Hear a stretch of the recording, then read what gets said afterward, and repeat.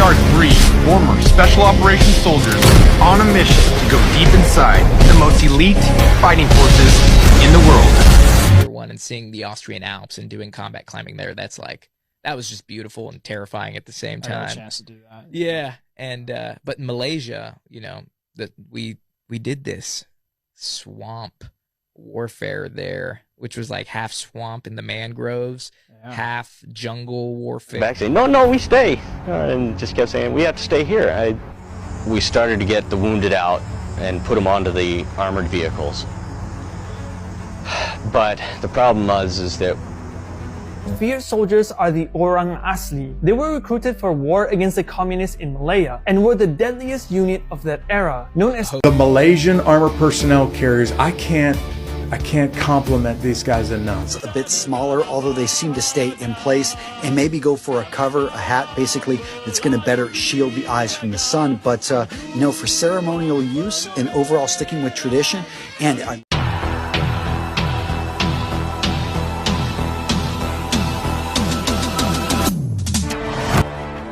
Kenapakah bila nama Tentera Malaysia disebut, ramai di luar sana masih memandang rendah? Kenapakah ada yang fikir latihan tentera kita biasa-biasa saja? Tetapi hari ini, seorang anggota Ranger Amerika Syarikat sendiri akhirnya membuka mulut. Apa yang dia lihat dalam latihan GGK Malaysia buat dia terdiam, kagum dan mengaku satu perkara besar. Dalam satu latihan bersama, anggota Ranger US menyaksikan sendiri bagaimana anggota Grup Gerak Khas Malaysia berlatih dalam keadaan ekstrem. Hutan tebal, hujan tanpa henti, tidur hampir tiada.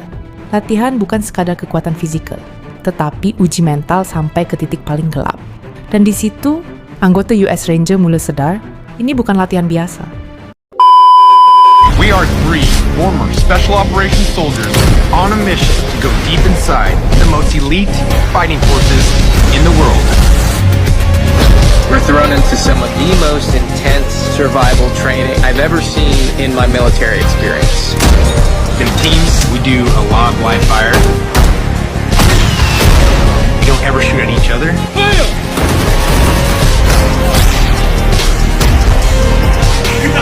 I absolutely hate the water. Hey, is that a shark? Where?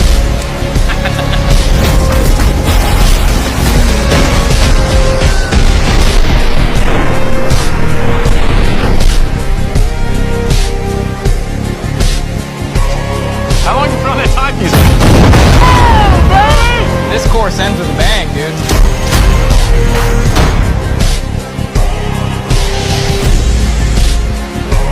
Tahukah kamu, Tentara Malaysia punya kekuatan yang bikin banyak negara kagum. Walau tidak sebesar negara lain, Tentara Malaysia dikenal memiliki pasukan khusus bernama Pascal yang disebut salah satu yang terbaik di Asia Tenggara. Mereka juga punya kapal canggih bernama Scorpion yang bisa beroperasi secara senyap di laut dalam. Setiap tahun, Malaysia terus meningkatkan anggaran militernya untuk teknologi tempur modern. Menurutmu, apakah tentara Malaysia bisa jadi yang terkuat di Asia Tenggara? Trip, I guess. What was the best one? What best country, best unit stands out to you? Yeah, my personal favorite was Malaysia. Just because those dudes are crazy as hell.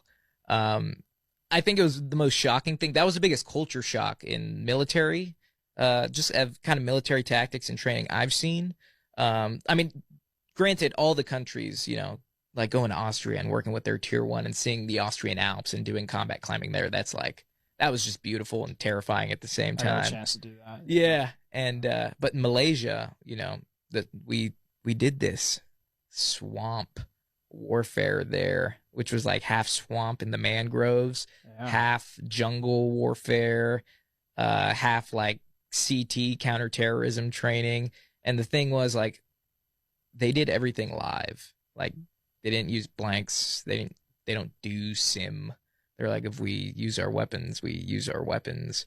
That was the only country that we did everything, like straight up act of valor status, like did everything with the cameras, like having to position the camera, shooting law rockets, not wearing ear pro at all times because they're like, you don't have time to put the softies in. It's like, we can't afford belt doors. It was gnarly. Yeah. And so we're shooting live ammo the entire time. So that's just always fun. How was that from a safety standpoint? How'd you feel with a bunch of dudes running around live fire that, they've never worked with, and you've never, it's scary. It's definitely scary. So, but which is, it's real. How many times we work with partner forces in country, sure. and so we're used to it. But from a training standpoint, you typically don't have that mindset turned on. Not to mention we have, camera operators, we have producers running out there. So not only were we hosts on the show, and they're but not used to that, blocking cameras and stuff. So that's another safety issue. Yeah. So not only with the safety of the operators in mind, the safety of the, the guy. He kept turning back saying, no, we stay. And just kept saying, we have to stay here. We started to get the wounded out and put them onto the armored vehicles. But the problem is that one of the pilots was still trapped in the aircraft. He was dead, but his body was still inside the aircraft and they couldn't get him out. So we had to wait around until they could actually get his body out. And at that point, I had already been loaded up onto one of the armored vehicles, and I was sitting inside there. And I thought to myself that the armored vehicle thing is nice, but it's a really big target. So I didn't want to be in there too long. And I kept turning around to this little Malaysian driver. I said, you just drive this thing, get it the hell out of here. And he kept turning back saying, no, we stay. And just kept saying, we have to stay here.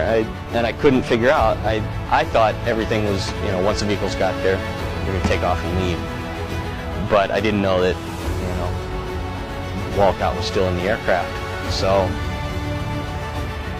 we ended up sitting inside this vehicle for 4 to 5 hours.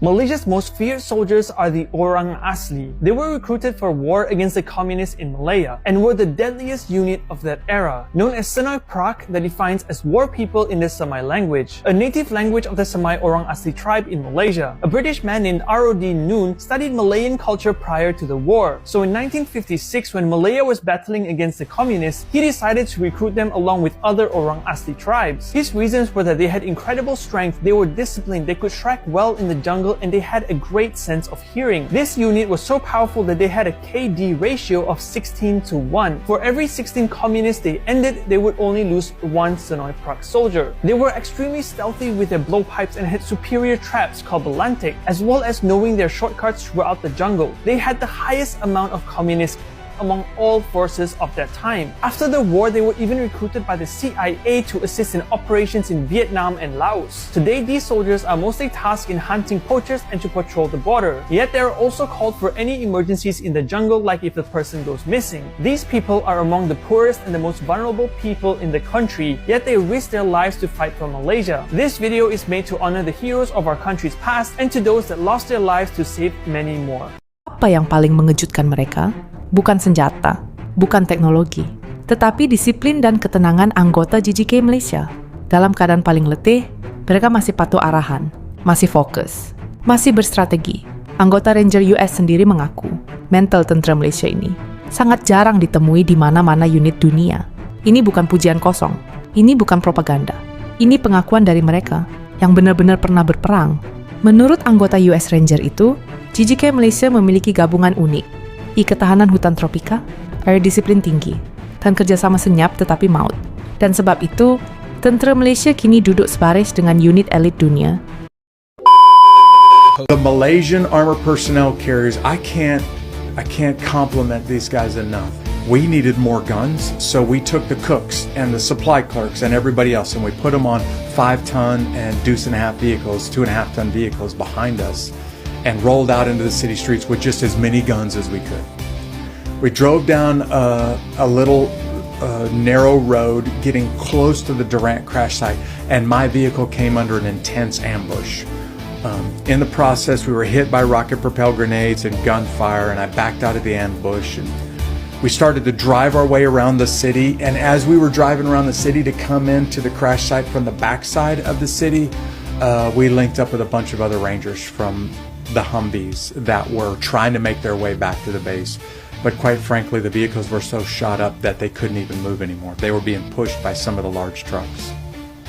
So we stopped what we were doing, grabbed all of the dead and the wounded off of those vehicles, put them on our Humvees, drove them back to the base, got more fuel, got more ammunition, got ready to go back out to get to the Durant crash site.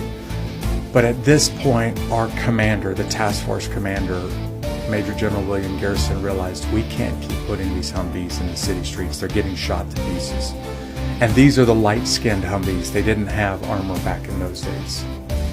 So we asked the United Nations if they would help us, and the United Nations, a couple of countries from the United Nations showed up with armor and tanks. The Malaysians came with their armored personnel carriers, and the Pakistanis came with a couple of tanks, and they met us all at our base. And at about 11 o'clock that night, we all drove back out there together. Me and my men stayed on the same Humvees. 3 of the 4 tires shot flat underneath us and stayed there until 9 o'clock the next morning, fighting back and forth and losing men all night long until the rest of the guys that were out there in the city streets could get on those vehicles and we can drive them back out of the city streets. We became the bullet magnets. If you wanted to kill Americans, come to the streets where all of the Humvees are and shoot at the Humvees, which is basically what happened all night long. The Malaysian armored personnel carriers, I can't compliment these guys enough for their courage. They basically kept a driver and a gunner in those vehicles and then handed the rest of it over to us and said, we'll go wherever you ask us to go. We'll do whatever you ask us to do tonight. We're here to help out. The Pakistanis in their tanks, not so much. They rolled in there, got shot at a time or two, and rolled right back out of there and left the Humvees and these Malaysian APCs in the city streets. So we had so many dead and wounded from our task force that we couldn't put them inside these armored personnel carriers. Big white vehicles with giant UN letters painted on them because they were doing a UN mission. And what we ended up doing is putting the guys that were wounded inside the armored personnel carriers, putting the dead bodies on top, and just letting them hang off of the top of the Humvee, or those APCs, armored personnel carriers, which means the blood is just running down the sides of these white armored personnel carriers. And we really stayed there basically until everybody that was killed at the crash site, all of the bodies of the pilots and the crew from those helicopters could be recovered. Yeah, one of the things that was really a challenge for us is the task force ranger. Now, it wasn't just rangers, it was other special operators from the Air Force and from the Navy and other special operators from the U.S. Army over there in the city streets together.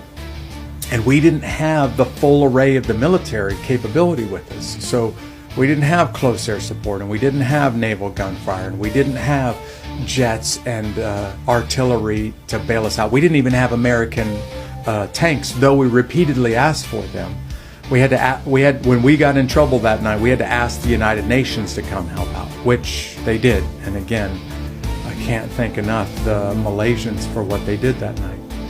And other forces from the U.S. Army's 10th Mountain Division fighting their way to get to us and fighting by our side that night.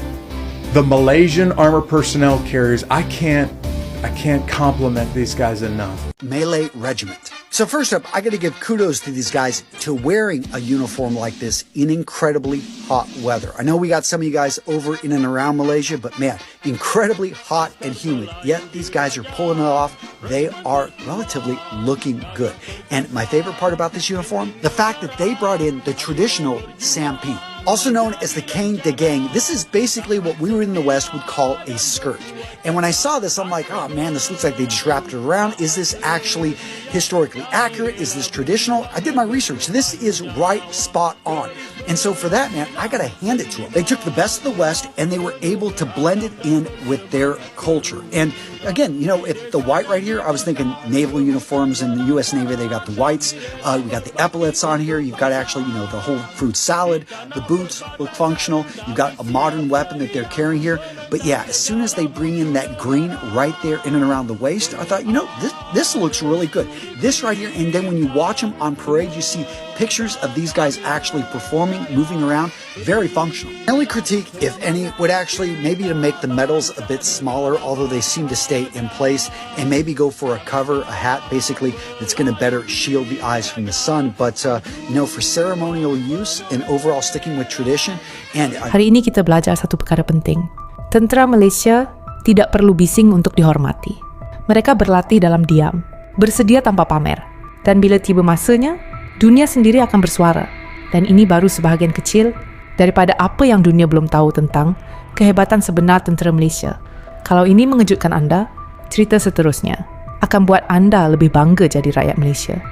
Arus story dari lensa dan cerita. Bukan sahaja dihayati, tapi dipelajari.